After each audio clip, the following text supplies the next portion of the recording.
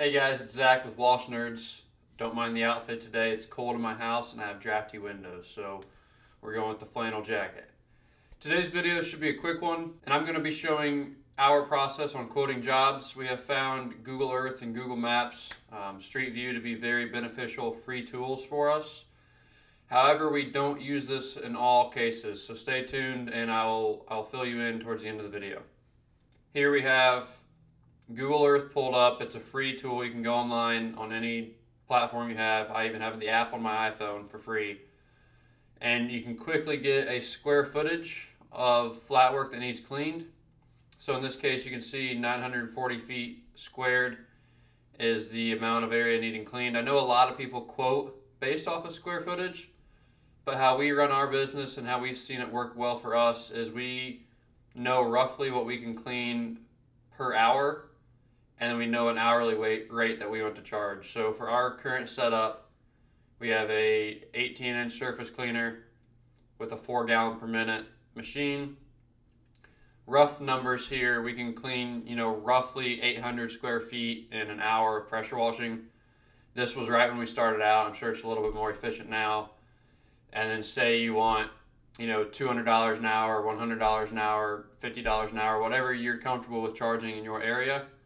That's quickly how we come up with this price, right? So 800 square feet, say you wanted $100 an hour, so this job would be, 120 or plus or minus, depending on any other difficulties you see. Another way to validate how easy this cleaning will be is if you go to Street View, you can see here the driveway is in pretty good condition, other than that crack down here at the bottom. So if you do see quite a bit of debris or oil stains or a bunch of cracks, loose gravel, loose concrete, that may affect your pricing a little bit. So the next way we use these tools is if a client calls us and needs their house washed. Again, you can use Google Earth to get an idea of, if it's a single story, double story house, you can get a rough idea of the siding. So you can see here it's mostly vinyl with some brick on the front. And the good thing about Google Earth is you can actually see all the way around the building in most cases. So here we can zoom all the way around, and nice little tip here, guys, is pay attention to what's surrounding the house, right? Is there a lot of vegetation? Is there a lot of patio furniture around back that's going to need to be moved? We have, learned the hard way. You quote a job, okay, it's a single story house, it's close, it's vinyl, it should be a quick job, X amount. We get there and they have, 50 plants around the back, or they have patio furniture in the front and back, and we end up spending about an hour moving things, protecting things, doing the precautionary stuff before we actually start cleaning the house. So a little pro tip, Google Earth, you can kind of play all those into effect before you actually send the quote over to the customer, and it'll save you a lot of time and a lot of, it'll increase your profits on the job.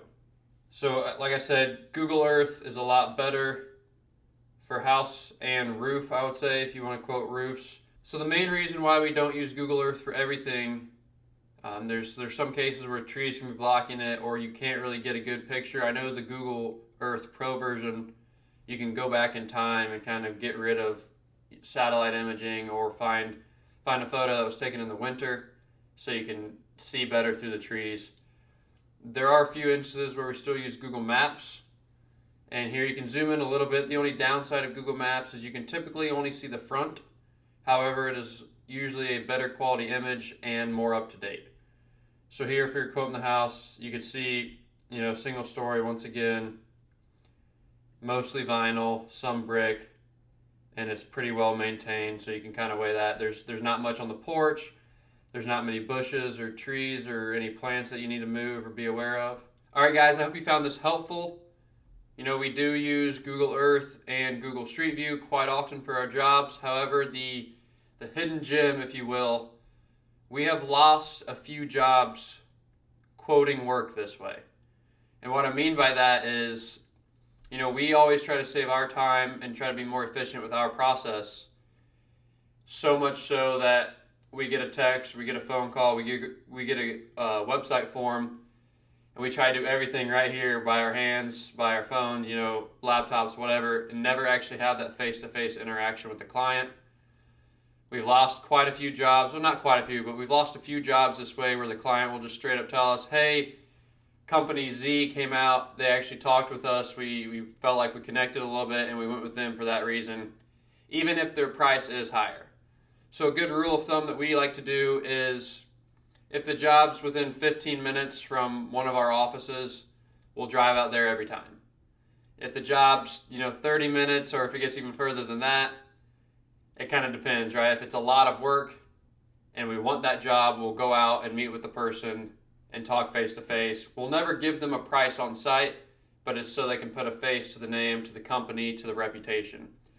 If it's a job that's 30 plus minutes away, it's a basic driveway cleaning or a basic house wash, kind of like a minimal ticket job, then we will typically still quote it online, follow up as quick as we can, and reply as quick as we can.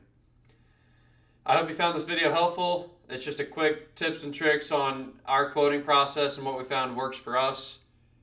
And I hope you enjoy. If you have any questions, drop them below.